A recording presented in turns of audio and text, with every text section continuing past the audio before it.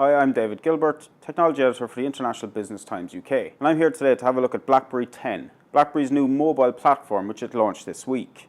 It's hoping that BlackBerry 10 will be able to put it back amongst the challengers for smartphone dominance, where currently Android and Apple are the leading players. Let's have a look at some of the features of BlackBerry 10 to see if it stands a chance. BlackBerry 10 is all about gestures, and that begins with unlocking the phone, which you can do by a simple swipe upwards on the screen. What that brings you into is essentially your home screen. But what we have here is typical of what you see on Apple's iOS and Google's Android as well, which is a grid of icons of all your different apps. But if you just swipe one more, what you'll come to is, I guess, what is essentially the home screen for the operating system. And what you're seeing here is up to 8 apps running live in the background, and tapping on any one of them will bring you straight back into the app. So here we have the Twitter app. Navigating around is simple, but this, as you can see from the front of this device, there is no physical buttons, which means everything again is gesture based. So how do you get back to the home screen? A simple, again, swipe up to the top, minimize the app. If you want to bring it back, you can, but it's full swipe up and you're back into the home screen again. It's quite a neat idea because from every app you're using, it's always the same gesture. It's always a single swipe up brings you back to this.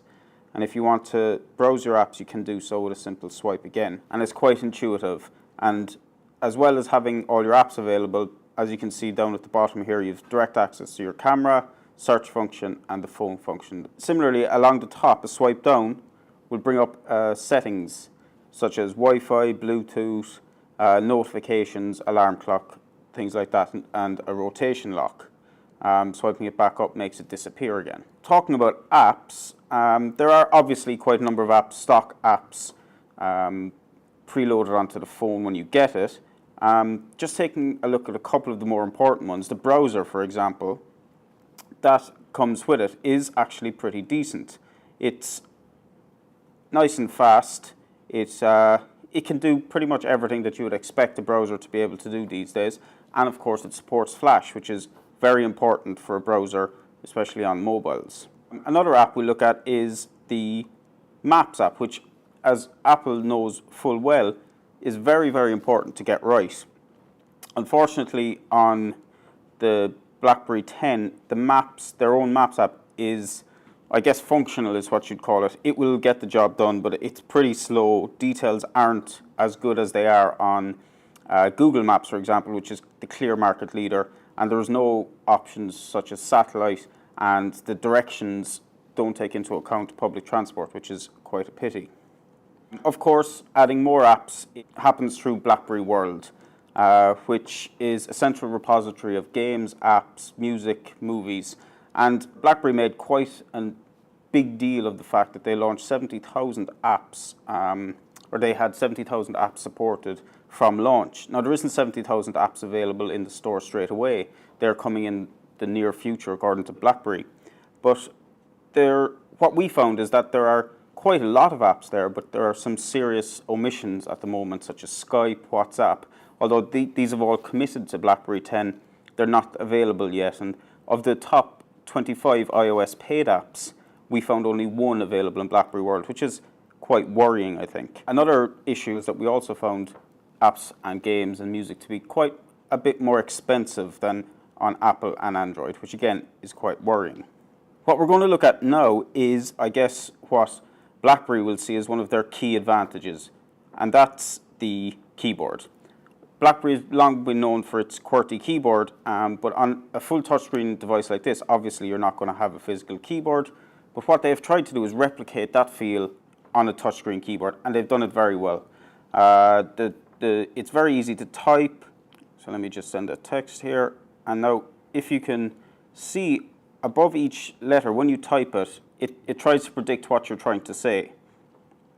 So little words appear above the letter for the next word you're typing. So if you want to use it, you just simply swipe up.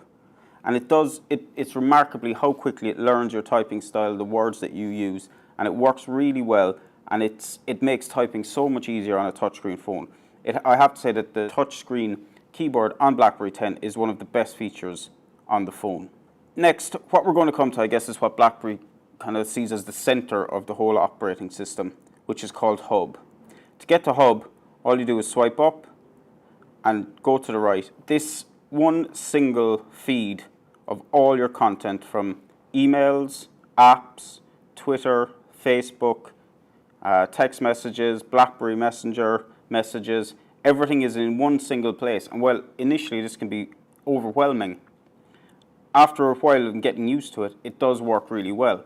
It also allows you to send messages back from a single place rather than having to go to each individual app and send the messages from there. So you can reply to emails, you can reply to tweets, you can reply to Facebook messages, all from within the Hub.